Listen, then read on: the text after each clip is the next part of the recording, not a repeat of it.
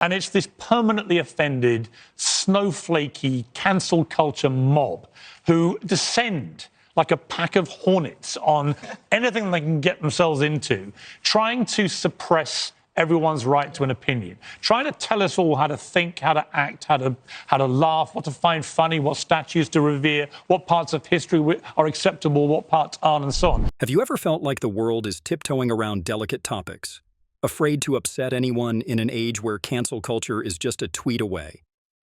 Enter Piers Morgan, a man who says what's on his mind. No filter, no apologies.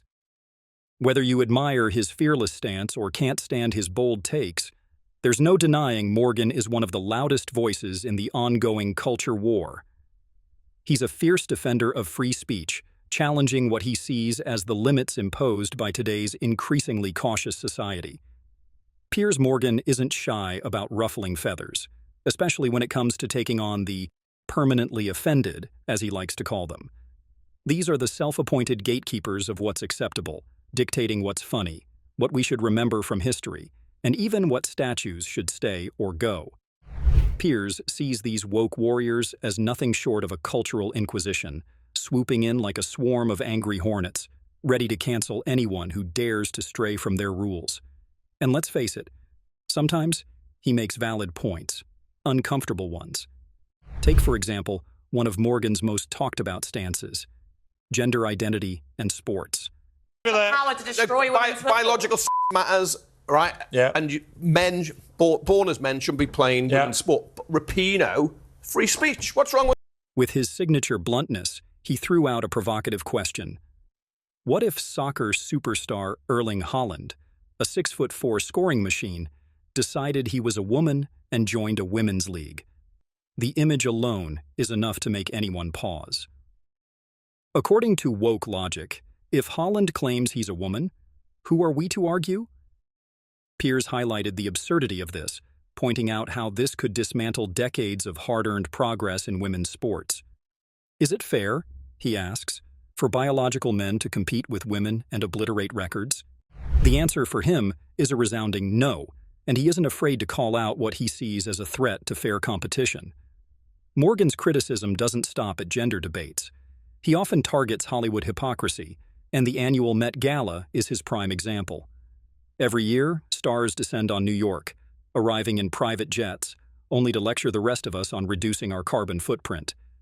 Piers gleefully exposes the irony, branding it Hollywoke hypocrisy. And who can forget Disney's remake of Snow White and the Seven Dwarfs?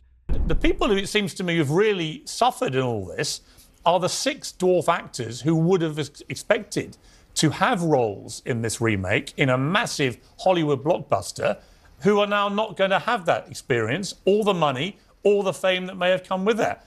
What is your response to that? In an effort to be progressive, they cut out the dwarfs entirely. Piers pointed out the absurdity, arguing that this decision robbed dwarf actors of iconic roles meant for them. It was virtue signaling gone wrong, and the very community Disney claimed to protect was left outraged. Then there's the infamous debate where Piers took the concept of self-identification to the extreme. In one jaw-dropping interview, he asked, "Why can't I identify as a black lesbian?" Why can't I identify as a black lesbian? Well, firstly, I mean, it was... Well, I'm serious. If I can identify as anything without any need to prove I'm actually what that is, why can't I, on International Women's Day, say, I'm Piers Morgan, I'm a black lesbian? His point? If identity is purely subjective, where does it end?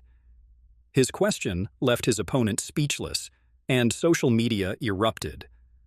Morgan clarified that he respects people who undergo genuine struggles with identity, but refuses to bend reality to absurd levels just to appease the woke crowd. And while some claim he's just stirring the pot, Piers believes the stakes are too high to stay silent.